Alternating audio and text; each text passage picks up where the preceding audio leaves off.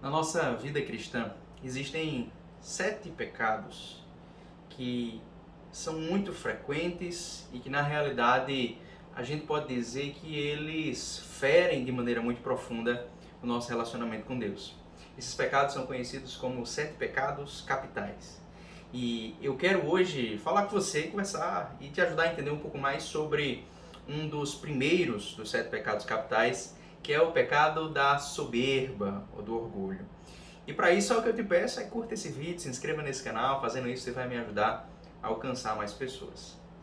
Então vamos seguir em frente. Santo Agostinho disse certa vez num dos seus sermões, ele que foi um grande mestre da doutrina a respeito da humildade, escreveu o seguinte: esta é a doutrina cristã, o preceito da humildade, a aprovação da humildade, para que não nos gloriemos senão na cruz do nosso Senhor Jesus Cristo.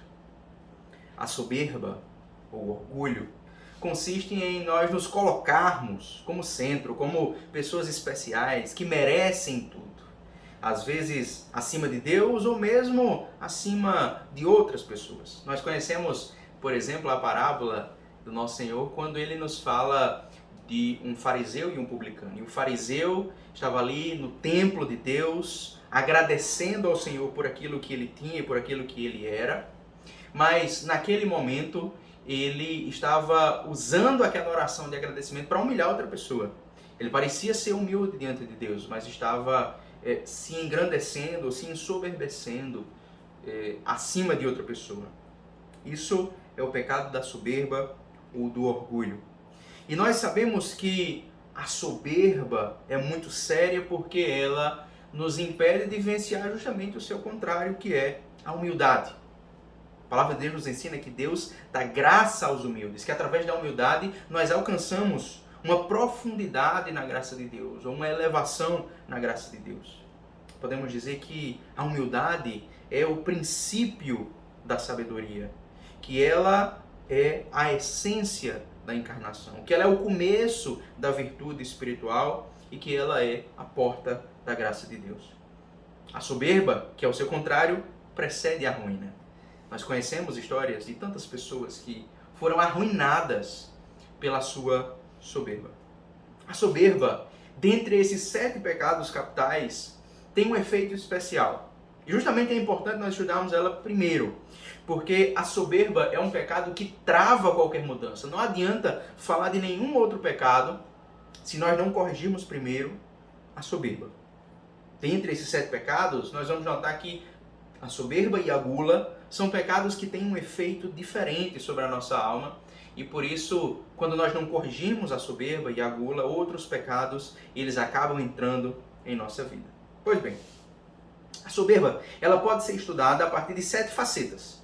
E a primeira faceta que eu quero conversar com você é a faceta da irreverência. A soberba, ela tem essa faceta da irreverência quando nós estamos diante de algo que é realmente superior e nós não queremos reconhecer o valor daquilo que é superior.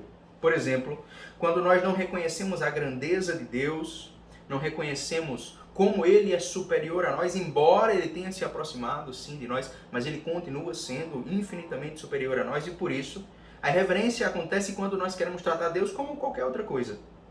Ou quando, por exemplo, nós tratamos as coisas que pertencem ao Senhor como comuns, como se elas não tivessem importância. Quando nós negligenciamos o culto ao Senhor, quando nós manipulamos as coisas de Deus para o nosso próprio proveito. Essas e outras coisas são a primeira faceta, a irreverência. A segunda faceta da soberba, do orgulho, é a presunção. A presunção é a característica daquela pessoa que confia demais em si mesma, que não confia em Deus, que não reconhece que precisa de ajuda. Ela presume sua própria suficiência. O presunçoso acha que basta. E por isso, inclusive, diante dos meios de graça, o presunçoso acha que não precisa de ajuda, que não precisa de orações de outras pessoas, que não precisa ser ajudado, que não há necessidade de outras pessoas ou até mesmo da própria igreja. E a presunção acontece na nossa vida, na realidade, o tempo todo, como, por exemplo, quando nós agimos ou fazemos algo importante sem orar. Existe uma terceira faceta. Depois da irreverência e da presunção, a desconfiança. Essa é uma faceta que inicialmente, pelo nome, pode parecer estranho. Como assim? Desconfiança é uma forma de soberba, de orgulho, mas quando nós entendemos o que significa essa desconfiança, nós entendemos que ela é sim uma forma de soberba. Nós temos essa desconfiança quando não confiamos na sabedoria e no cuidado de Deus por nós. Quando nós achamos que entendemos melhor do que Deus, desconfiamos daquilo que Ele planejou para nós, não confiamos no seu amor e no seu cuidado. É uma suspeita infundada. E, nesse sentido, essa desconfiança aparece também diante de várias situações da vida. Por exemplo, quando estamos diante de outras pessoas e nos ofendemos de uma maneira muito fácil. Quando somos tímidos diante das dificuldades ou de momentos que exigem a nossa ação. Uma quarta faceta da soberba é a desobediência.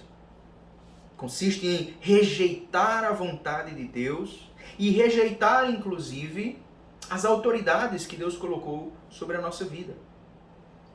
Uma irresponsabilidade diante das nossas ações.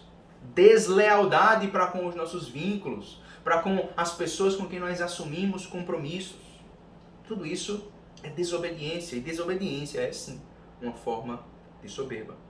É por isso, inclusive, que nós precisamos tratar da soberba, porque se nós não tratamos a desobediência do nosso coração, nós vamos desobedecer todos os outros mandamentos e por isso, em algum momento, nós vamos cair em todos os pecados.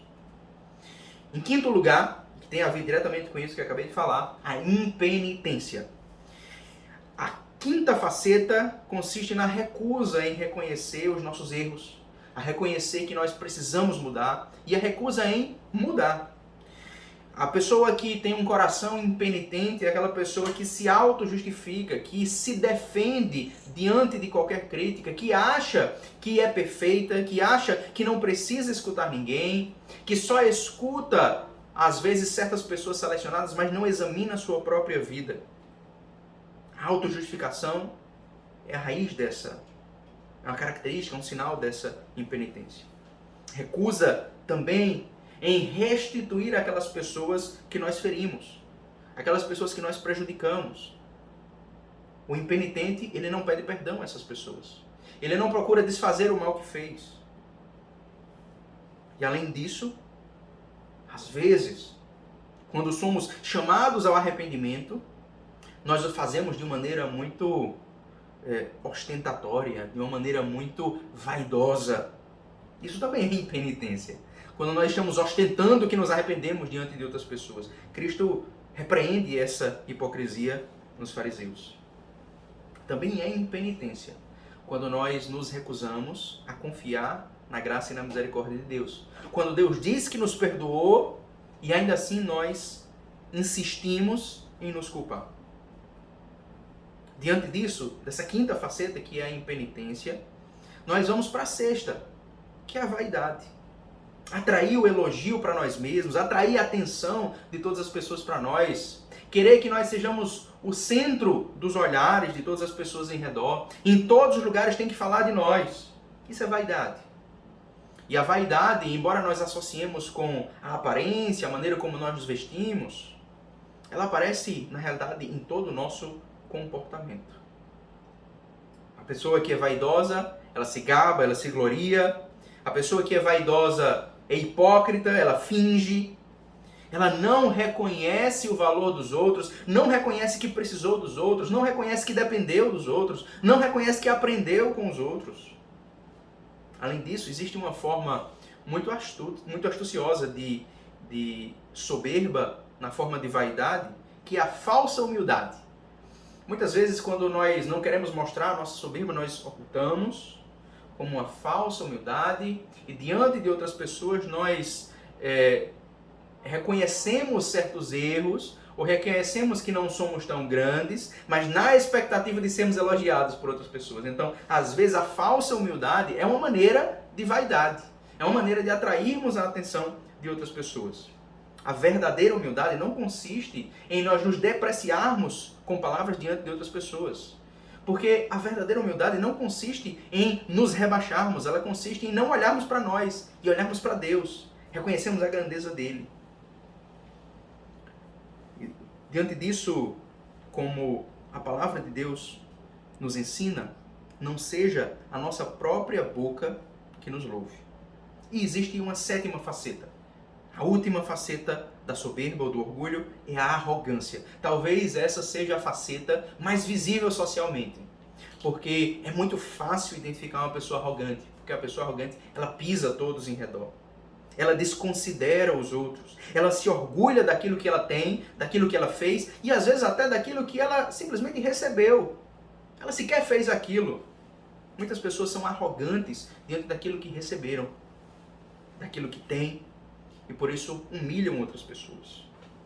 Diante disso, nós devemos examinar a nossa própria vida e perceber se em algum momento caímos nessas facetas do pecado da soberba. A irreverência, a presunção, a desconfiança, a desobediência, a impenitência, a vaidade ou a arrogância. E existem maneiras pelas quais nós podemos curar a soberba do nosso coração com a graça de Deus. Nós precisamos perguntar a outras pessoas, pessoas sábias, pessoas com sabedoria espiritual, se nós caímos nesses pecados, porque em vários momentos é difícil para o soberbo perceber sua própria soberba. É difícil, por exemplo, para o vaidoso perceber a sua vaidade. E por isso, quando nós perguntamos a outras pessoas, nós notamos isso de maneira mais clara na nossa própria vida. Então procuremos pessoas sábias que nos aconselhem e vamos fugir dos bajuladores. Existe uma grande escola da humildade, que é a escola do serviço. Servir a outras pessoas, servir pessoas que são diferentes de nós, servir de maneira gratuita a essas pessoas, sem procurar recompensa delas, e aceitar a liderança de outras pessoas, inclusive, em vários momentos, pessoas que pensam diferente de nós e que são diferentes de nós, seja no reino de Deus ou seja em outros lugares. Nós precisamos examinar constantemente a nossa própria vida e fazer uma confissão frequente. E, acima de tudo, suplicar a graça de Deus, para que ela venha sobre nós, nos levando a vivenciar a graça da humildade. Que o Senhor nos conceda um coração humilde diante dele, livre de toda soberba. Que Deus te abençoe, em nome do Pai, do Filho e do Espírito Santo.